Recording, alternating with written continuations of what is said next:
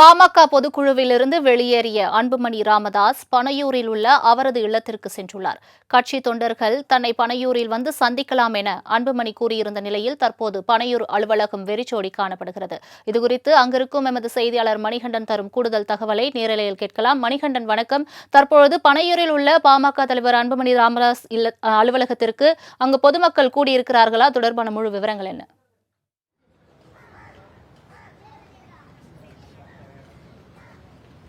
நிச்சயமாக 2025ஆம் ஆண்டு புத்தாண்டு பிறக்க உள்ள நிலையில் பாட்டாளி மக்கள் கட்சியுடைய சிறப்பு புத்தாண்டு பொதுக்குழு கூட்டம் புதுவையில் இன்று நடைபெற்றது. இதில் பல முக்கிய முடிவுகள் எடுக்கப்பட்டது. குறிப்பாக துவக்கத்தில் மறைந்த முன்னாள் பிரதமர் மன்மோகன் சிங்கின் உடலுக்கு அந்த தீர்மானம் என்பது நிறைவேற்றப்பட்டு அஞ்சலி என்பது செலுத்தப்பட்டது. தொடர்ந்து பாட்டாளி மக்கள் கட்சியின் வளர்ச்சிகள், அது குறித்த பாதைகள், இனிவரும் காலங்களில் பயணிக்க வேண்டிய விஷயங்கள் குறித்து விவாதிக்கப்பட்டது. இதற்கு பிறகாக ஜி.கே. மணியின் மகன் தமிழ்குமரன் அந்த பாட்டாளி மக்கள் கட்சியின் இளைஞரணி தலைவர் பதவியிலிருந்து விலகியதால் புதிய பதவியாக ராமதாஸின் மகள் வழி பேரனும் அதேபோல் அன்புமணி ராமதாஸின் சகோதரியின் மகனான முகுந்தன் அந்த பதவிக்கு முன்னிறுத்தப்பட்டார். இதனை அறிவிப்ப அக்கட்சியுடைய நிறுவன தலைவர் ராமதாஸ் அந்த மேடையில் தெரிவித்திருந்தார். இதற்கு உடனடியாக நேரடியாக கட்சியுடைய தலைவராக நியமிக்கப்பட்டிருக்கக்கூடிய அன்புமணி ராமதாஸ் எதிர்ப்பு தெரிவித்தார். கட்சியில் சேர்ந்து 4 மாதங்களில் இப்படியான பதவியை, இவ்வளவு பெரிய பதவியை வழங்க வேண்டிய அவசியம் எதுவும் இல்லை, தனக்கு உதவ யாருக்கும் தேவையில்லை என் கருத்தை அந்த மேடையிலேயே அவர் அறிவித்திருந்தார்.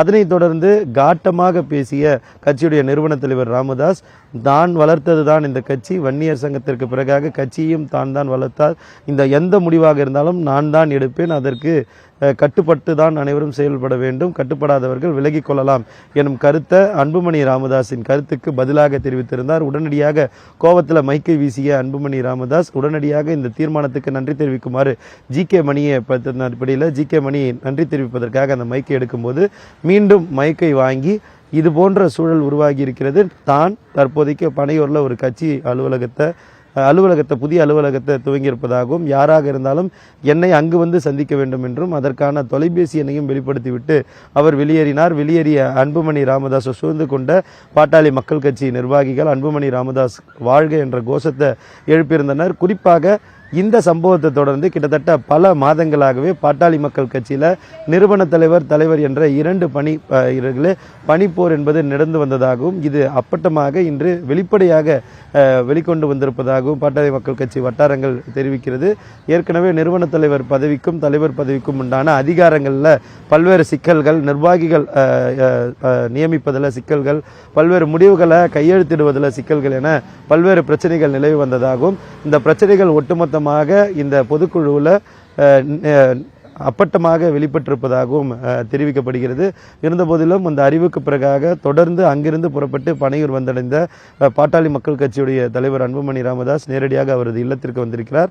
அவரது இல்லம் அமைந்திருக்கக்கூடிய இந்த பகுதியை பொறுத்தவரையில் நிர்வாகிகள் யாருமின்றி காணப்படுகிறது. அவரது தரப்பில் வெளியே வந்து தகவல் சொன்னவர் கூட இதுவரை யாருக்கும் சந்திப்புக்கான அழைப்பு என்பது விடுக்கப்படவில்லை, யாருக்கும் சந்திப்புக்கான அழைப்பும் நடத்தப்பட மாட்டாது என்பதையும் அவரது தரப்பு தகவலாக தெரிவித்திருக்கின்றனர். இந்த அளவில் இது ஒரு கடற்கரை பகுதி என்பதால் கடற்கரைக்கு வரக்கூடிய பொதுமக்கள் மட்டுமே வந்து செல்லக்கூடிய இடமாக இருக்கிறது. மற்றபடி அரசியல் நிகழ்வுகள் எதுவும் நடத்தாதல்ல ஒரு விரிச்சோடிய பகுதியாகவே இது காணப்படுகிறது. பாட்டாளி மக்கள் கட்சி பொதுக்குழு கூட்டத்தில் நடந்த இந்த நேரடி கருத்து பரிமாற்றம், கருத்து மோதலின் காரணமாக பாட்டாளி மக்கள் கட்சி தொண்டர்களிடையே ஒரு மிகப்பெரிய கூச்சலும் குழப்பமும் எழும்பியிருக்கிறது. இளைஞரணி தலைவராக இருந்து தலைவராக மாறியிருக்கக்கூடிய அன்புமணி ராமதாஸின் பக்கம் நிற்பதா, அல்லது நிறுவனத்தின், அதாவது கட்சியை வன்னியர் இயக்கத்திலிருந்து கட்சியாக மாற்றி இத்தனை காலம் கட்சியை வழிநடத்தி வந்த நிறுவன தலைவரின் பக்கம் நிற்பதா என்ற குழப்பம் தொண்டர்களிடையே ஏற்பட்டிருப்பதாகவே பாட்டாளி மக்கள் கட்சி தொண்டர்கள் வட்டாரங்கள் தகவல் தெரிவிக்கிறது. இன்றைய அளவில் நேரடியாக கட்சியில் அலுவலகத்தில், அதாவது புதிய கட்சி அலுவலகம் தொடங்கியிருக்கப்படக்கூடிய அந்த பனையூரில் தன்னை நேரில் வந்து சந்திக்கலாம் என அழைப்பு விடுத்த அன்புமணி இதுவரை யாரது அழைப்பையும் ஏற்றுக்கொள்ளவில்லை என்றும் யாருடைய அழைப்பையும் முடிவு செய்யவில்லை என்றுமே அவரது தரப்பு தகவலாக தெரிவிக்கப்பட்டிருக்கிறது.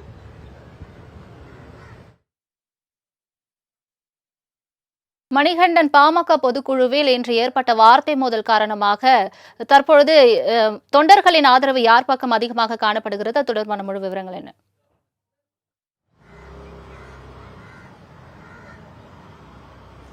நிச்சயமாக இந்த பொதுக்குழு கூட்டத்திற்கு பிறகாக தொண்டர்கள் மத்தியில் ஒரு குழப்பம் ஏற்பட்டிருக்கிறது.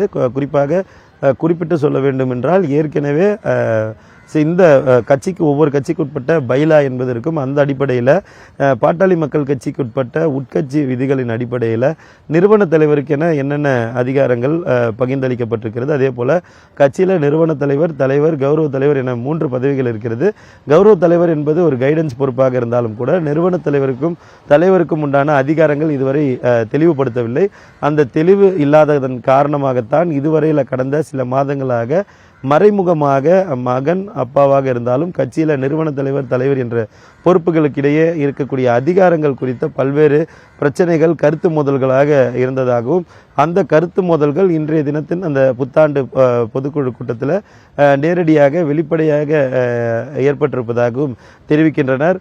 இத்தனை ஆண்டு காலமாக நிறுவன தலைவராக ராமதாஸ் இருந்த போதிலும், அதே போல தலைவராக ஜி.கே. மணி இருந்த போதிலும் முழு அதிகாரத்தையும், அதாவது ஒரு பொறுப்பை நிர்வகிப்பதாக இருந்தாலும் சரி, பொதுக்குழு செயற்குழுவை கூட்டுவதாக இருந்தாலும் சரி, தலைமை ஏற்பதாக இருந்தாலும் சரி, ராமதாஸின் தலைமையிலேயே நடைபெறும். அது தலைவராக மாறியதற்கு பிறகாக இன்றைய பொதுக்குழு கூட்டம் கூட, இந்த சிறப்பு பொதுக்குழு கூட்டம் கூட அன்புமணி ராமதாஸின் தலைமையில் நடைபெறும் கூட்டமாகத்தான் அறிவிக்கப்பட்டிருந்தது. இந்த நிலையில் நிறுவன தலைவரின் பொறுப்பு, பதவி, அதிகாரங்கள் கொஞ்சம் கொஞ்சமாக தலைவர் ஏற்றுக்கொள்ளும் வகையில் மாற்றப்பட்டிருக்கிறதா என்ற பல்வேறு சிக்கல்கள் என்ற குழப்பங்கள் தொண்டர்களிடையே ஏற்பட்டிருந்தது.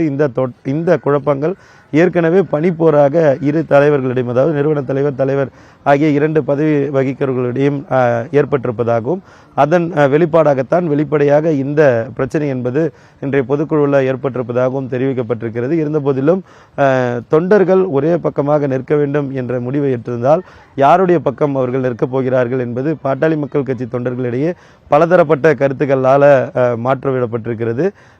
இன்றைய தினம் அந்த கூட்டத்திலிருந்து வெளியேறும்போது கூட ஒரு சில சட்டமன்ற உறுப்பினர்கள், அதாவது அருள் உள்ளிட்ட சட்டமன்ற உறுப்பினர்கள் அன்புமணி ராமதாஸுடன் வெளியே வருவதை நம்மால் பார்க்க முடிகிறது. பல தொண்டர்கள் அவரை சூழ்ந்து கொண்டு அன்புமணி ராமதாஸ் வாழ்க என்ற கோஷத்தை போட்டவாறு வெளியே வருவதையும் பார்க்க முடிந்தது. அதே போல் ராமதாஸின் காரை வழிமுறித்த காட்சிகளையும் நம்மால் பார்க்க முடிந்தது. இந்த நிலையில் தொண்டர்கள் யாருடன் நிற்கப் போகிறார்கள் என்பது குறித்து விரிவாக வரும் நாட்களில் தெரிந்து கொள்ளலாம். அதே போல் பாட்டாளி மக்கள் கட்சியின் அடுத்த கட்ட நகர்வுகள், அடுத்த கட்ட நிகழ்வுகள், அதே போல் அன்புமணி ராமதாஸ் அவருடைய நிலைப்பாடு குறித்து விரிவாக ஒரு சில நாட்களில் வெளியே பேசுவார் என்பதும் தெரிய வருகிறது. தங்களின் முழு விவரங்களுக்கு நன்றி மணிகண்டன்.